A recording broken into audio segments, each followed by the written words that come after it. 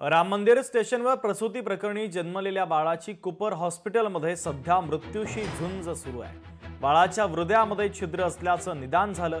बाळ सध्या नवजात शिशु अतिदक्षता विभागात आहे। डॉक्टर बाळाच्या प्रकृतीवर 24 तास लक्ष ठेवून आहेत।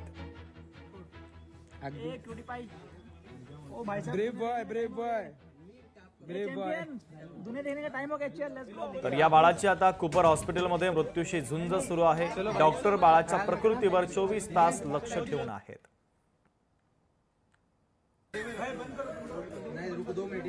पहली बार किया है जीवन में मैंने ये। बहुत बहादुरी वाला काम किया। मैं इतना डर लग रहा था ना, but video call pay madam ने किया। सीरियसली हैंड्स ऑफ है मैडम को। एक क्यूटी पाई। ओ भाई साहब, ब्रेव बॉय दुनिया देखने का टाइम हो गया। चल लेट्स गो।